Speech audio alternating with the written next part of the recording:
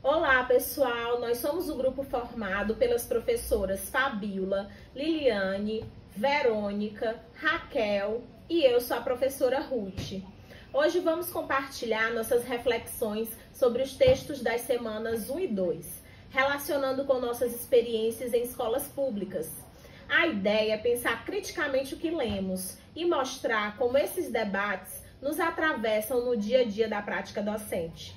Esperamos contribuir com a discussão a partir das realidades que vivemos. Vamos lá. O meu texto, o que mais me impactou foi o terceiro texto, que fala exatamente sobre a escola socialmente justa. Na escola onde eu trabalho, por exemplo, vejo muitas dificuldades atravessando a sala de aula. Tem aluno que chega sem ter tomado café, outros têm dificuldade de fala, e isso tudo interfere também na aula de educação física. E às vezes a gente acaba deixando de lado a diversidade cultural por falta de tempo, até por falta de recursos mesmos.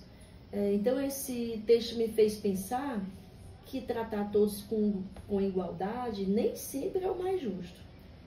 Eu tenho tentado adaptar as minhas atividades, né, para acolher essas diferenças. E assim, mas ainda é difícil, principalmente sem uma formação específica, né, sem as metodologias inclusivas. Então eu acho que precisamos pensar mais a educação física como parte de uma formação humana, uma formação crítica, e cada vez menos como só uma disciplina de movimento, né? E é isso.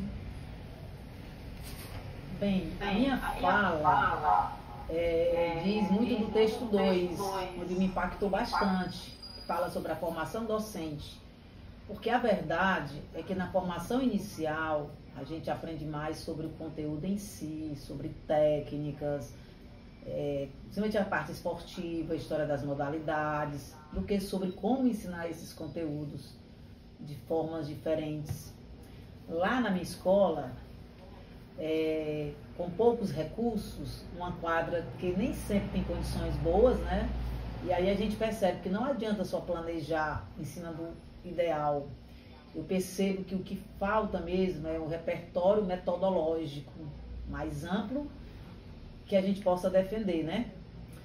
E como a gente soubesse, fica meio escuro essa questão aí e eu vejo que os alunos precisam mais do que o esporte. Eles precisam de experiências significativas, acolhedoras, que façam mais sentido com suas realidades. O primeiro texto sobre a abordagem sociocrítica na educação física, ele dialoga muito com o que eu tento fazer nas minhas aulas. Lá na escola, muitos alunos eles vivem situações de exclusão e de preconceito. Então eu não consigo ver sentido em uma aula que só foque no desempenho físico.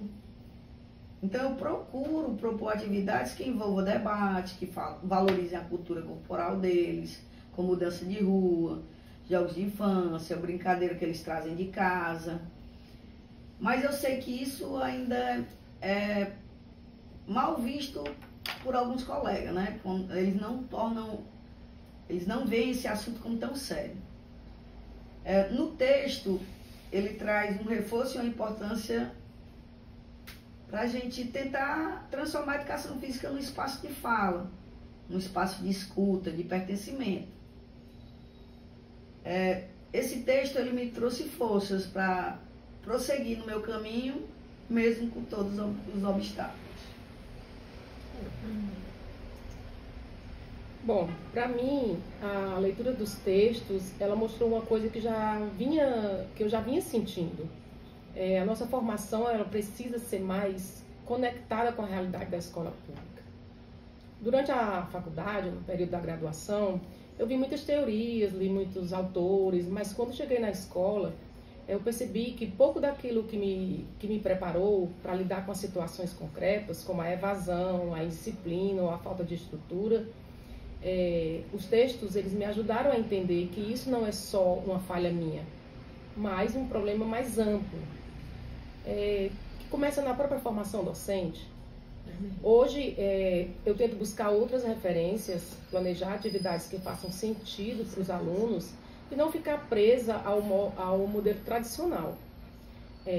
Mas eu confesso que falta segurança ainda. E seria essencial termos formações continuadas, principalmente, e que partam da realidade das escolas, como os textos defendem.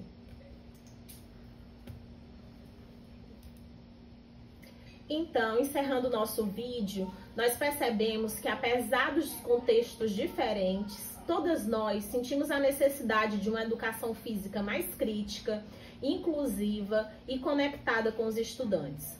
Os textos nos ajudaram a refletir sobre o quanto ainda precisamos lutar por formação de qualidade, por reconhecimento do nosso papel e por práticas pedagógicas que respeitem a diversidade e contribuam para uma escola realmente justa. Então, assim, gente, obrigada. Foi ótimo. Tchau. Tchau.